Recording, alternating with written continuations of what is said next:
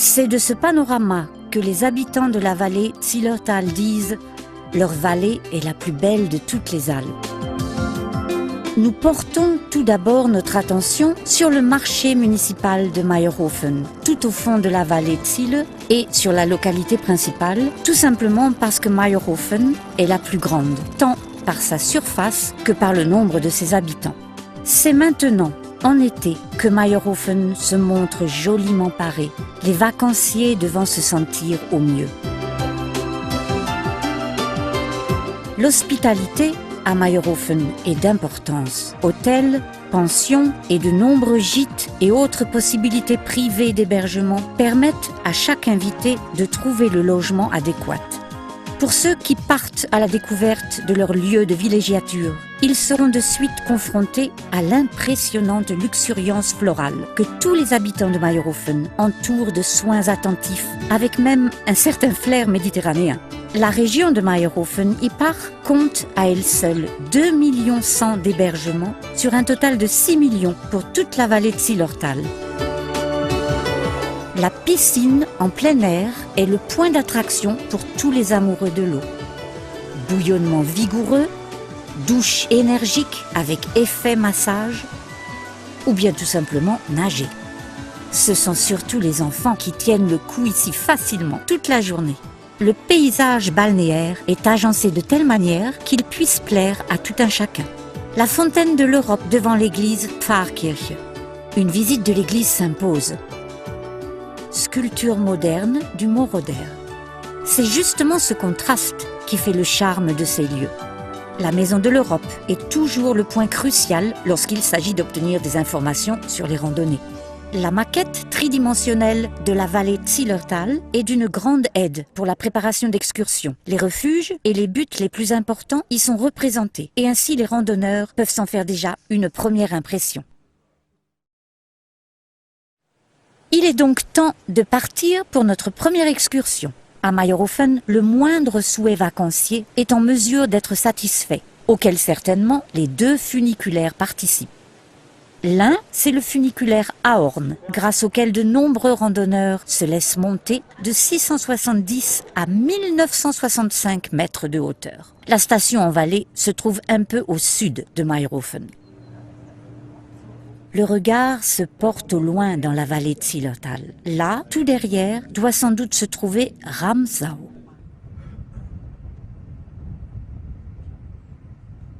Maintes possibilités d'excursion s'offrent ici. À partir de la station en montagne, un court passage est recommandé au début, au-dessous du sommet Ahorn, jusqu'au refuge Edelhütte. Cependant, il y a d'abord à résoudre une devinette écologique. Combien de temps cela dure-t-il jusqu'à ce que des ordures se décomposent? Ainsi informés, les montagnards redescendront leurs ordures avec eux. C'est à souhaiter. Le but de la randonnée est le refuge Edelhütte. C'est un chemin de randonnée facile, bien aménagé et dont chacun peut venir à bout. La durée est de 2 heures à peine, ce qui rend ce tour apte aux familles avec enfants. Pas seulement vers le refuge Edelhütte, de la station de montagne du funiculaire Ahorn, nommée également station du funiculaire Filzenrath, s'ouvre une multitude de possibilités d'excursion. Le sommet du Ahorn se trouve encore dans la pénombre, alors que la vue tant appréciée du Mayrhofen Hausberges nous accompagne sans cesse. Il est facile de vérifier si vous êtes toujours bien sur le trajet prévu grâce à l'excellente signalisation à chaque croisement de chemin qui donne aussi la possibilité de changer votre route si l'envie vous en prend. Mais nous n'en avons pas l'intention. Notre but est toujours le refuge Edelhütte. À partir de maintenant, la randonnée devient vraiment fort agréable. Les magnifiques fleurs de montagne bordant les chemins en étant un des agréments.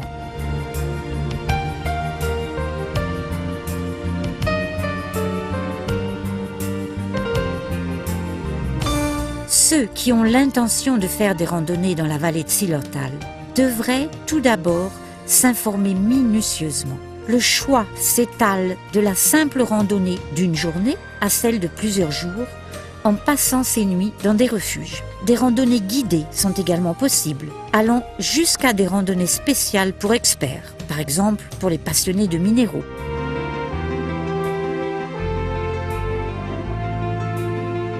Le superbe temps estival permet aux sommets d'apparaître dans leur magnificence et les randonneurs sont souvent récompensés de leurs efforts par de superbes vues.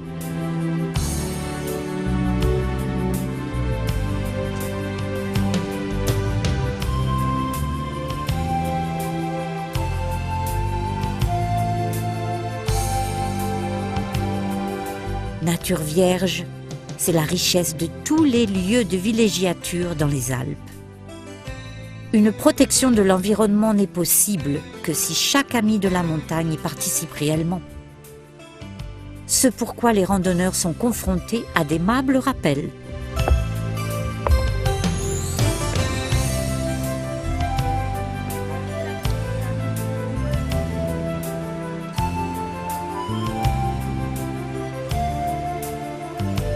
Encore 300 mètres de hauteur à vaincre de la station Filzenrast jusqu'au refuge Edelhütte. Ce refuge est devenu un but de promenade apprécié depuis que le funiculaire est en service. Également parce qu'il est d'ici relativement facile d'atteindre le sommet du Ahorn. Le Filzenschneid, en contrebas de ce flanc verdoyant, un chemin de randonnée tel un mince ruban gris dont nous venons de venir à bout.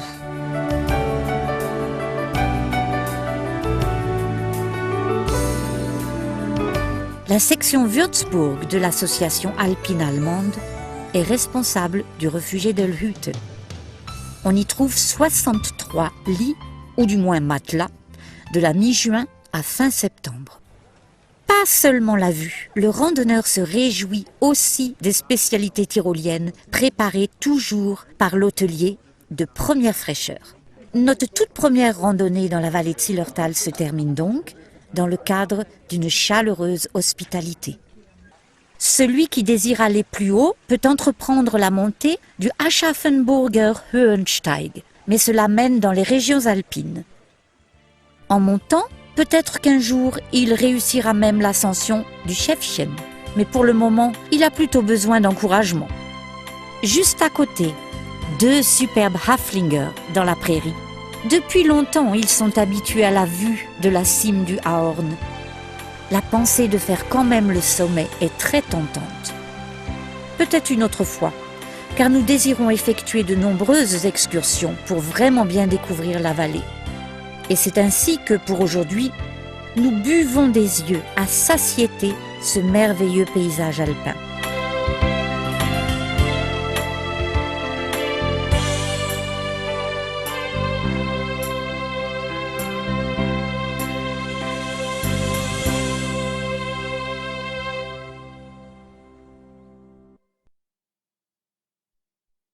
Déjà au loin, chacun peut jeter un coup d'œil sur le Penkenbahn, téléphérique aux gondoles jaunes, suspendu au-dessus du fond de la vallée. La station en vallée du téléphérique, transformée et modernisée en 1995, se trouve pratiquement au milieu de l'agglomération. Ce qui aujourd'hui semble parfaitement normal, c'est-à-dire que les funiculaires, les téléphériques, tels celui du Penken, amènent confortablement leurs passagers à une certaine hauteur. Nous le devons au courage des bâtisseurs.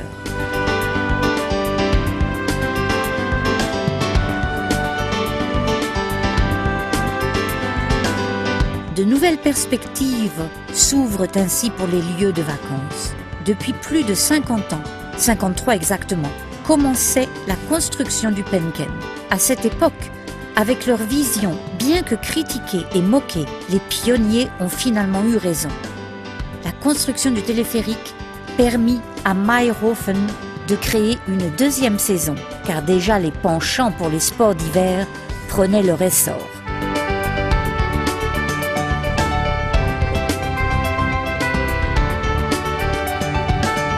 Aujourd'hui, à une époque de concurrence internationale sans merci, Mayrhofen peut s'enorgueillir d'être un lieu de vacances de haut niveau, tant en été qu'en hiver. Le funiculaire Penken monte à 1794 mètres de hauteur. À partir de la station, s'offrent de nombreuses possibilités de randonnée. Il est aussi possible de continuer l'ascension ce qui ne doit pas vous empêcher de vous laisser tout d'abord fasciner par le monde alpestre.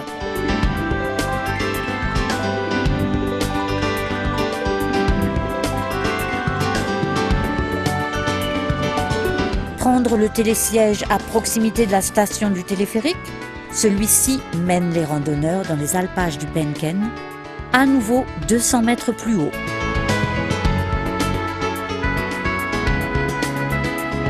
Ces merveilleux alpages nous invitent vraiment à des promenades reposantes et avec un peu de chance, vous trouverez des gentianes bleues et des anémones des Alpes.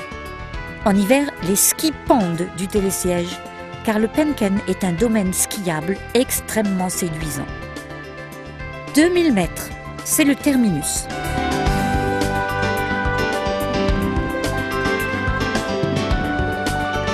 À la vérité, l'ascension jusqu'ici fut très facile et pourtant de nombreux randonneurs sont contents de pouvoir prendre une collation car seules quelques minutes les séparent d'une possibilité de restauration au Penkenalm.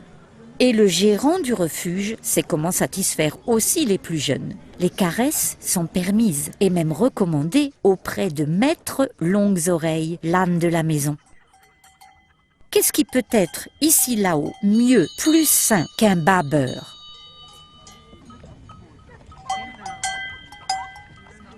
À nouveau, de nombreuses possibilités de randonnée s'offrent ici. Une des excursions préférées part du Penkenalm, passe par le Penkenjochhaus, puis par le Penkenjoch, 2095 mètres de hauteur.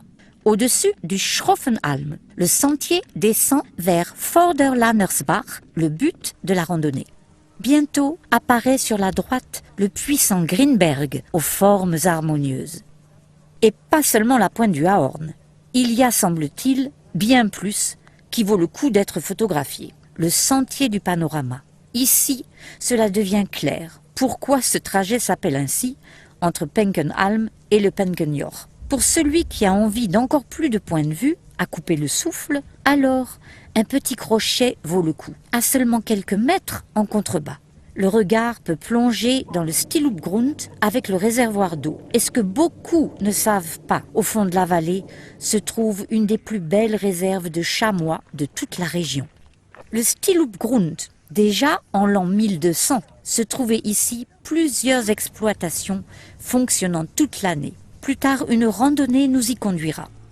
C'est une belle variante d'excursion, avec le funiculaire Almbahn du mont Finken jusqu'ici, puis le sentier en sens inverse de l'autre côté du Penkenalm. À pied ou bien avec le télésiège et le Penkenbahn, on retourne dans la vallée.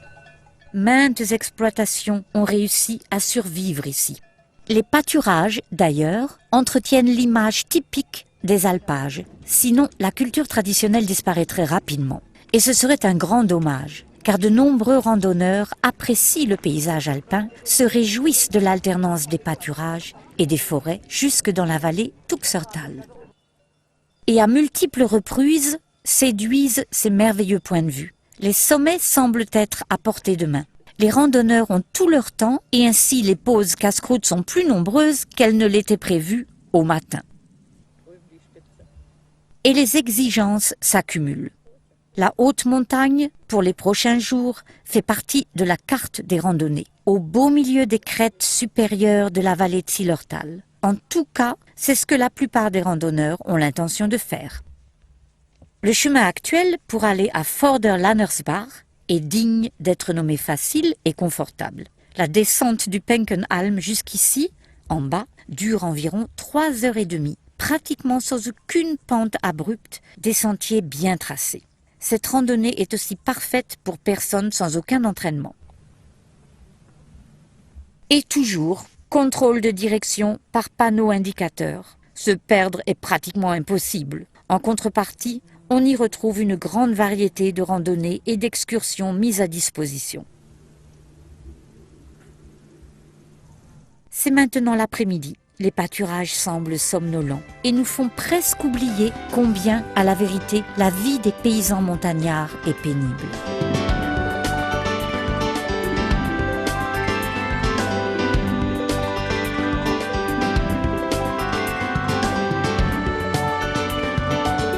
Ce n'est plus très loin jusqu'à Vorderlammersbach. Peut-être encore un rafraîchissement dans la localité, puis l'on rentre en bus à Mayerhofen. Ce n'était que la deuxième randonnée.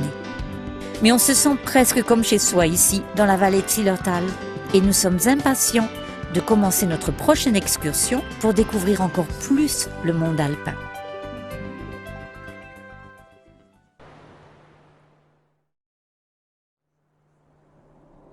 Nouvelle journée, nouvelle chance au sommet. Les nuages orageux ont disparu. La paroi verdoyante du sommet baigne dans un soleil éclatant. Nous sommes à nouveau au fond de la vallée et voulons aujourd'hui effectuer une randonnée vers le refuge Kasslerhütte.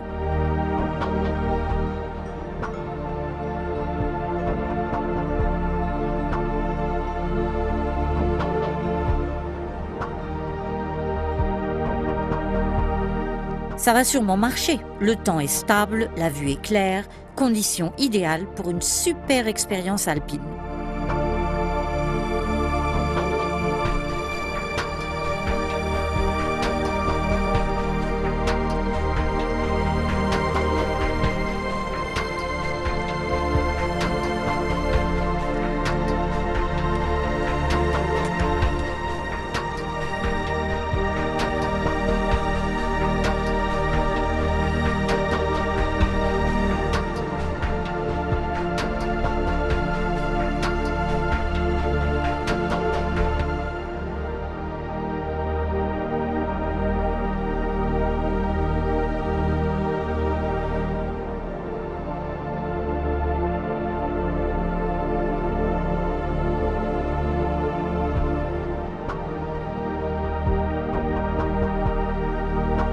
La randonnée nous offre une grande diversité. Ici, un bout de chemin nous conduit au cœur d'une épaisse forêt montagnarde. Nous n'avons pas tout à fait effectué la moitié de notre randonnée.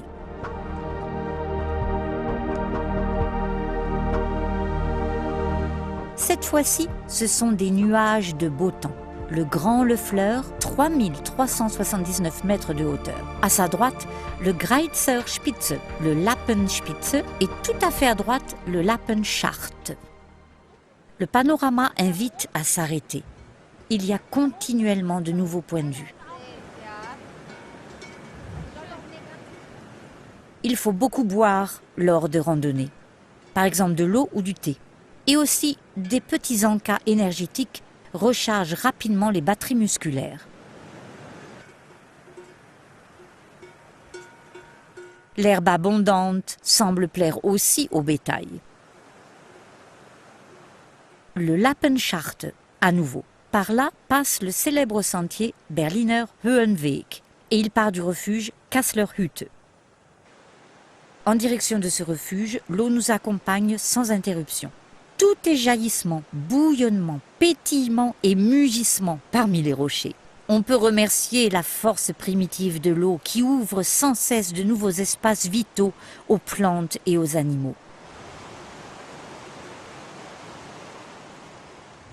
Cette randonnée est plus exigeante car elle mène à travers des zones de haute montagne. Bien sûr, il faut traverser les éboulis, ce pourquoi il est indispensable de porter des chaussures de montagne, un imperméable et en plus une canne télescopique pour marcher plus facilement.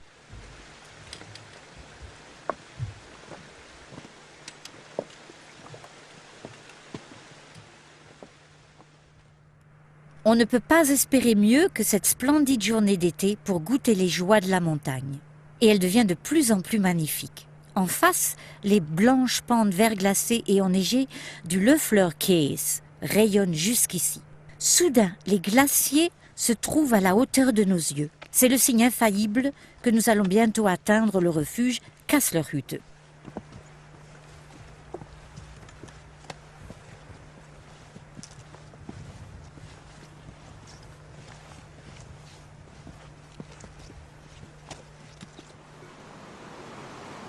Il est aux environs de midi et c'est ainsi que les conditions météorologiques de plein été pourvoient pour chaque nuage théâtral alpin qu'une randonnée de haute montagne devienne une inoubliable aventure.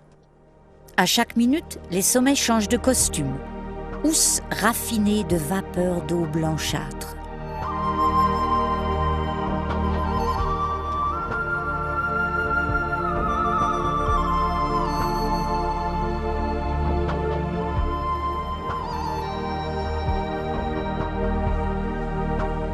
À 2177 mètres de hauteur se dresse le refuge Kasslerhütte, sur un piton rocheux. Le refuge a une tradition de plusieurs décennies. Il fut construit en l'an 1926 jusqu'en 1927, puis agrandi de 81 à 82. La situation retirée du refuge s'ouvre uniquement par la voie des airs. Tel l'air d'un aigle solitaire, le refuge défie les forces de la nature. Ceux qui se sont aventurés une fois dans cette région ressentent irrémédiablement le besoin d'y retourner. Y a-t-il un panorama plus beau que celui-ci? Nous nous imprégnons encore un peu de ce spectacle de sommets, nuages, vent, soleil. Puis nous entamons la descente. Pour redescendre, nous empruntons le même chemin qu'à l'aller. Seulement cette fois-ci, nous nous restaurons dans le refuge Grünewand, situé sur le Taxacher Alm, en bas dans le Stiloup. Pour ceux qui en ont l'envie, il est possible de se faire redescendre par une navette. Le poulailler et surtout l'ambiance générale. Déjà à l'aller, nous avions l'intention de visiter ce refuge, car il fait partie d'un des plus authentiques relais de restauration. Bien sûr, le bétail est bien soigné comme il se doit. Des plats originaux préparés par la famille hôtelière sont servis toute la journée. De retour au bout de la vallée, nous quittons le Stiloupgrund avec la prise de conscience que nous avons découvert une des plus belles vallées de cette région montagneuse. Mais les vallées de Zilleralpen cachent bien d'autres trésors.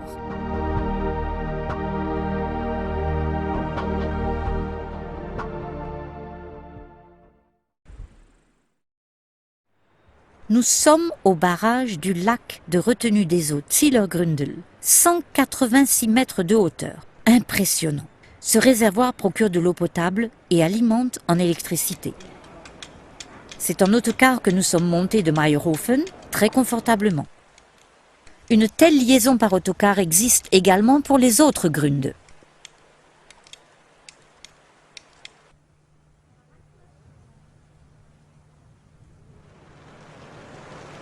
L'arrêt de l'autocar se trouve juste à côté du barrage et de là, on emprunte tout d'abord un tunnel de 200 mètres de long qui nous amène ensuite à un sentier de randonnée parallèle à la rive du lac de retenue des eaux. Il faut 1h30, 2 heures de marche pour atteindre le refuge Plauenerhütte. Grâce au chemin presque plat, nous pouvons jouir du magnifique paysage tranquillement.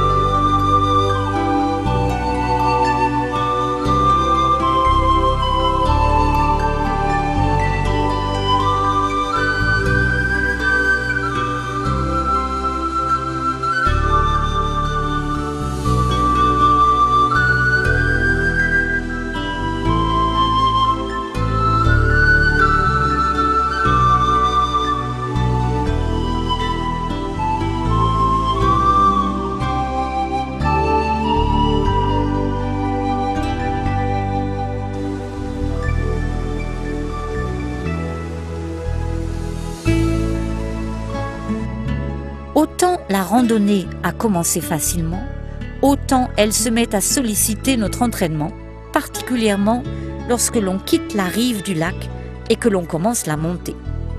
Ce n'est qu'une sente qui serpente en de multiples virages.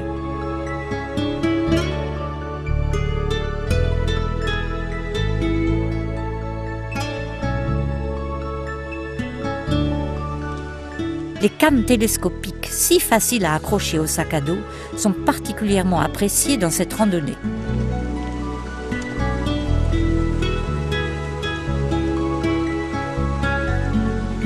Il n'y a encore pas si longtemps, peu de randonneurs s'aventuraient dans le Zillergründel.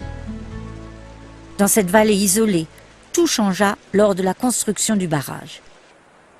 Pas étonnant que tout d'abord l'association alpine et les écologistes furent totalement contre ce projet. Mais de multiples compromis furent consentis pour le bien de la nature. Par exemple, les centrales hydroélectriques doivent garantir un minimum d'eau pour le Ziller. Le lac de retenue s'intègre assez bien dans le panorama alpin et ressemble presque à un lac naturel, ce que confirment presque tous les randonneurs. Les derniers mètres pour atteindre le refuge Plauener sont vraiment abrupts. L'on trouve ici encore des glaciers vivants, le Zillerkäse et le Kuchlmooskäse. C'est une des rares régions alpines où le randonneur peut encore admirer les sommets scintillants dans leur blanche magnificence.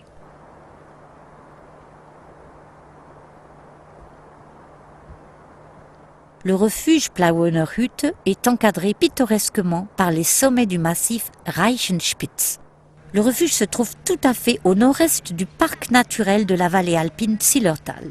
À la vérité, c'est grâce à ce parc naturel que la plus grande partie de cette vallée est protégée d'un tourisme en masse.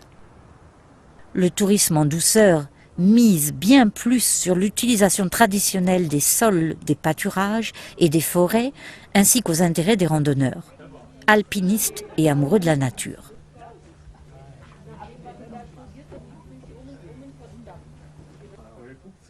Le refuge Plauener Hütte fut construit en 1898 et est administré par l'association alpine allemande Plauen à Vogtland.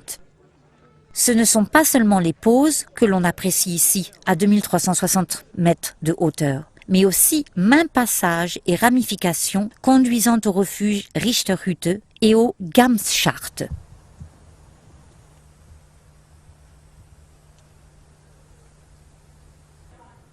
À 2h30 seulement de l'arrêt d'autocar, et l'ami des montagnes se retrouve au cœur du monde alpin. Il y a peu de hautes régions montagneuses que l'on peut atteindre ainsi aussi rapidement. Aussi, sans barrage, il semble que le paysage alpin plût exceptionnellement aux paysans. Pour notre part, nous pouvons le confirmer. Il y a toujours ces contrastes inouïs qui nous enthousiasment. Fleurs alpines d'été et montagnes enneigées.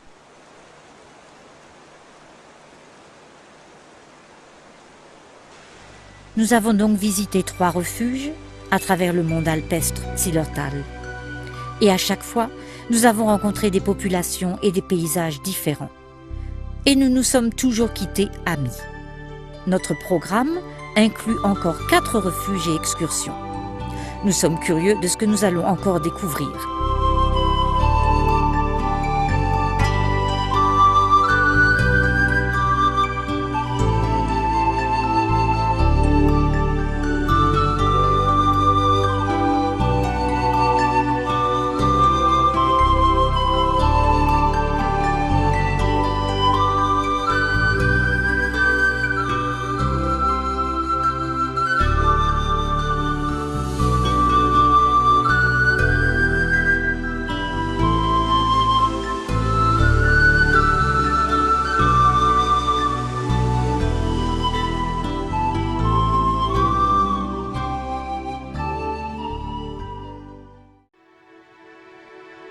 Le lac de retenue Schlegg-Eisstausee, situé au sud-ouest de Mayrhofen, est le point de départ pour une excursion de haute montagne de 2 jours. Elle conduit au chalet Friesenberghaus et au refuge Olperer Hütte. La plupart des randonneurs tiennent absolument à faire un tour au-dessus du gigantesque mur de barrage. D'une manière inhabituelle, le mur a une longueur de 725 mètres et une hauteur de 131 mètres. Là, exactement, commence le chemin numéro 532, première étape qui nous mène à plus de 700 mètres de dénivellation vers le chalet Friesenberghaus. Nous y passerons la nuit. Le mur de barrage tient. Et la vacillante passerelle tiendra-t-elle ?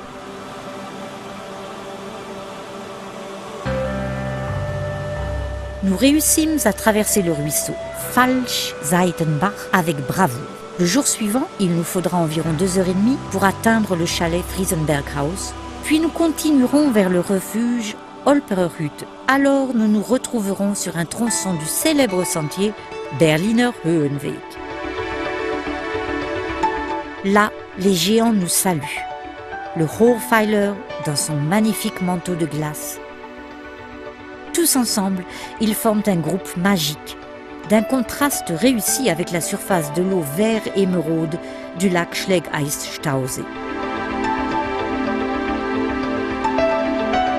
Même si cette excursion n'exige pas de conditions particulières, elle demande quand même aux randonneurs une certaine préparation.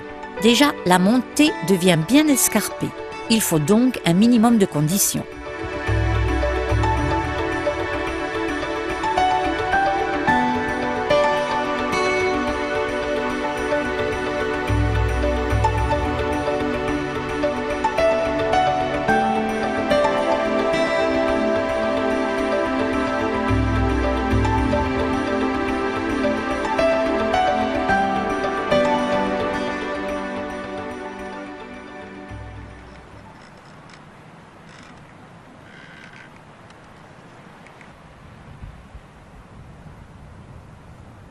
Même si un sommet, de temps en temps, s'enveloppe d'un voile nuageux, les randonneurs ont quand même de la chance.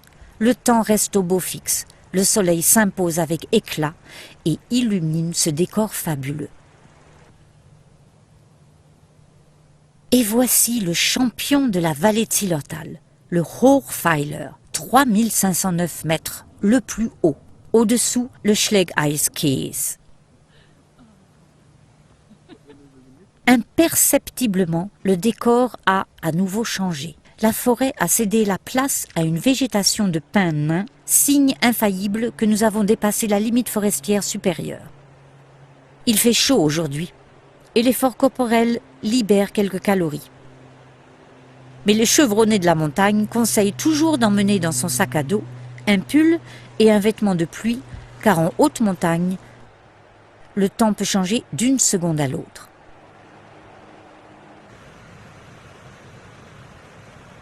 Il faut en tout cas penser à faire assez de place dans le sac à dos pour les boissons.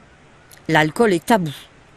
De l'eau ou du thé sont de bons partenaires pour remettre d'aplomb le taux d'électrolyse dans le corps. Nous arrivons bientôt au chalet Friesenberghaus. Nous venons rapidement à bout des premiers mètres. Mais le tempo ralentira considérablement, nous le savons par expérience.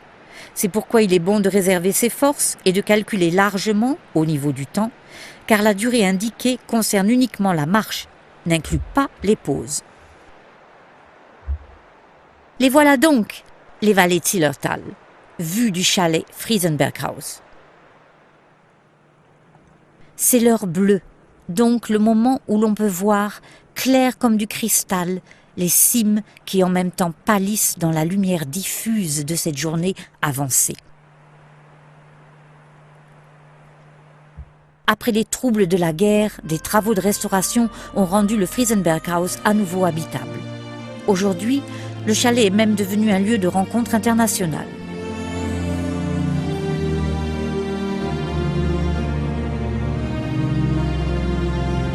La soirée n'est pas finie.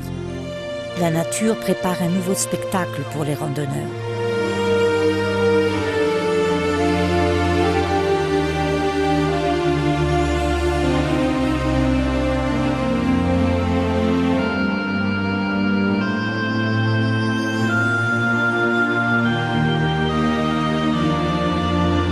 Une nouvelle matinée. La journée commence aussi magnifiquement qu'elle ne s'est terminée la veille au soir.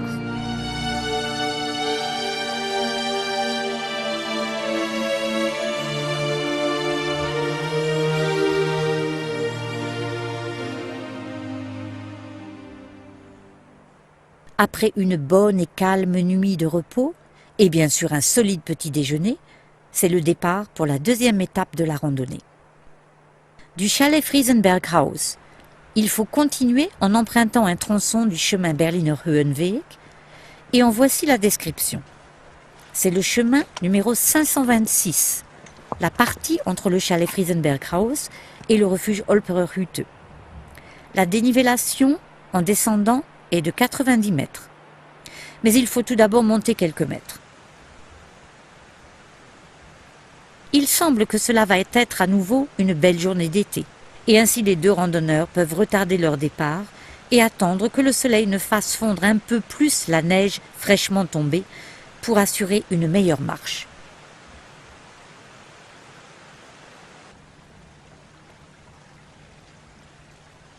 Pendant la nuit, le mont Hohe Rifler a reçu un bonnet de neige. De la neige fraîche est tombée en plein été. Il n'est pourtant pas question de catastrophe, mais il faut peut-être être un peu plus prudent en marchant, car quelques roches verglacées ou même un bloc de neige encore gelé pourraient avoir des conséquences fatales. Et soudain, le voici, ce coup d'œil grandiose sur la majesté des vallées de Zillertal.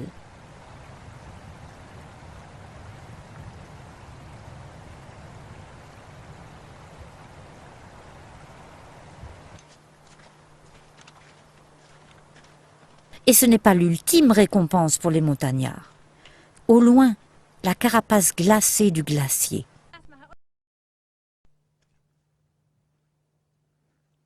Et à vos pieds, la surface verdâtre miroitante du lac Schlegeis-Stausee. C'est donc là, en bas, que l'on se dirige. Le mur du barrage sera notre point d'arrivée. La haute cime lointaine n'est évidemment pas à faire.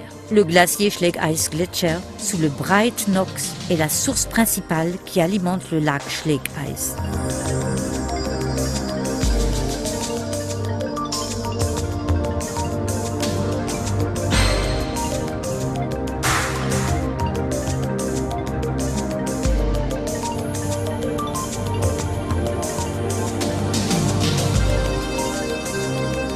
Le chemin Berliner Höhenweg est considéré aujourd'hui comme un des plus beaux des Alpes. 7 journées, 7 refuges, entre autres le chalet Friesenberghaus et le refuge Olpererhütte. C'est ainsi que l'on pourrait décrire en raccourci cette randonnée. Après 2h30 de marche, le refuge Olperer, construit en 1881, après un solide casse-croûte accompagné d'une vue inoubliable, les randonneurs suivent le chemin numéro 502 jusqu'au lac en bas, toujours le chemin Berliner Höhenweg. Cette excursion propose aussi une route naturelle, en longeant les roches polies par le glacier. Alimenté par le glacier Rippengletscher, le torrent Rippenbach se fraye un chemin jusqu'au lac de retenue. Les randonneurs n'en ont plus pour longtemps. Petit à petit, ils semblent se rapprocher, le lac Schlegeis-Stausee. Nous avons de nouveau atteint le parking. Grâce au temps magnifique, ce fut une excursion très réussie. De nombreuses randonnées commencent ici, au lac. Et c'est ainsi que le réservoir sera à nouveau un point de départ pour une nouvelle excursion.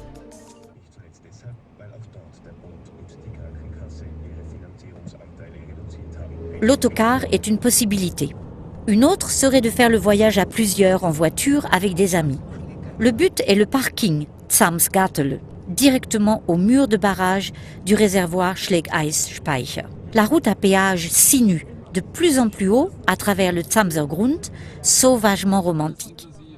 Soudain, le gigantesque mur de barrage est atteint. Ce sont 130 millions de mètres cubes d'eau qui se pressent de l'autre côté.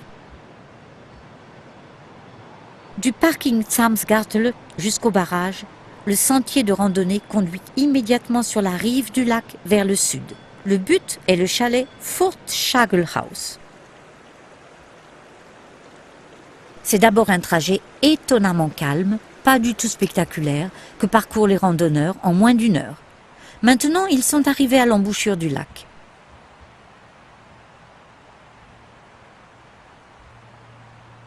Le chemin est encore relativement facile et bien aménagé. Les randonneurs savent que ça ne va pas rester ainsi.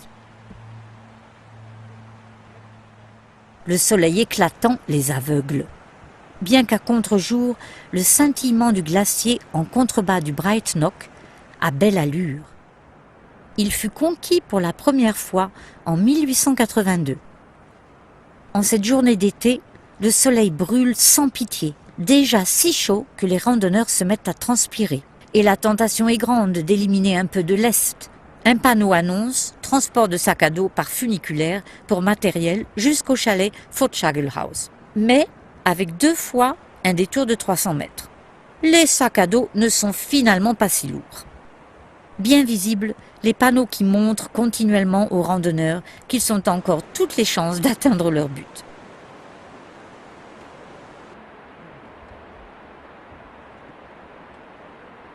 Des marches de pierre brutes mènent vers le chalet Furtschagelhaus, où l'on peut passer la nuit, et de là continuer par le sentier Berliner Höhenweg.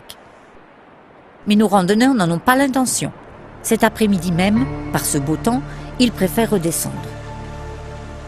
Tout d'abord dans les régions alpines, toujours plus près du glacier.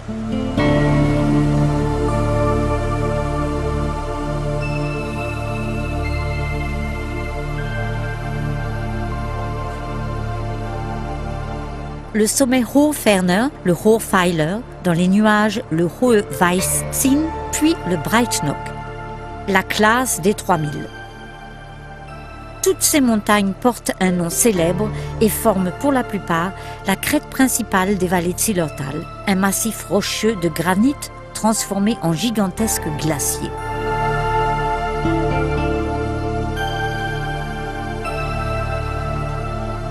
Face au Großen-Möseler, les randonneurs continuent de monter au milieu d'un des plus somptueux paysages alpins. Par la force de l'érosion, par le travail incessant des ruisseaux et des rivières, une quantité inimaginable d'éboulis fut déblayée des millions d'années durant, au point que les vallées de Zillertal disparaîtraient sous une couche pierreuse s'il était possible de remettre à leur place initiale tous ces éboulis.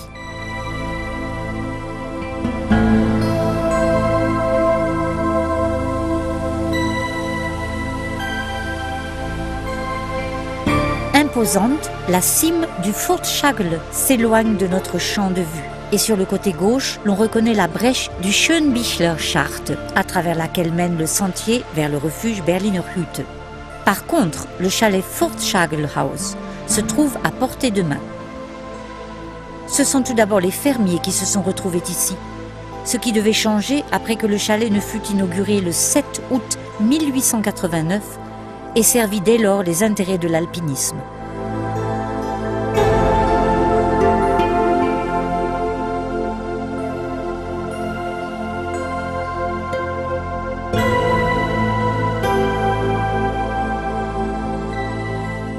Les randonneurs ont eu besoin de 2h30 pour monter du lac jusqu'ici. Ce sont tout de même 2300 mètres. Au niveau paysage, c'est une excursion hors du commun. Au niveau effort, il faut dire, c'est moyen, mais cela se fait sentir. Le Großmöseler salue amicalement le Hausberg, où se trouve le refuge Furtschagelhütte. Le lieu devient rapidement très populaire et c'est ainsi que déjà en 1902, l'on accueillait plus de 1000 clients. Grâce à l'engagement infatigable des hôteliers, le chalet est aujourd'hui particulièrement bien entretenu et agréable. En 115 ans, il s'est passé pas mal de choses. Par exemple, il s'y trouve 130 lits. Nous nous octroyons un dernier coup d'œil général, puis il nous faut prendre congé du chalet, des personnes, avec le sentiment certain que tout doit être fait pour que ce genre de tourisme en douceur puisse continuer à être soutenu.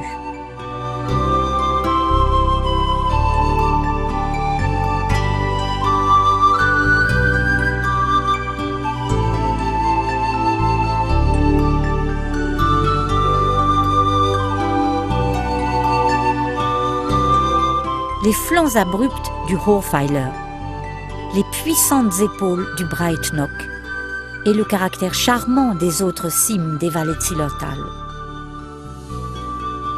Elles nous resteront en mémoire, car où peut-on trouver autant de si belles montagnes enneigées? Le soir tombe lentement sur le lac Schlegheis-Stausee. Derrière nous, 8 randonnées et 7 refuges. Et nous le savons, le jour viendra où nous nous reverrons dans la belle Mayrhofen ou ailleurs dans les vallées de Zillertal.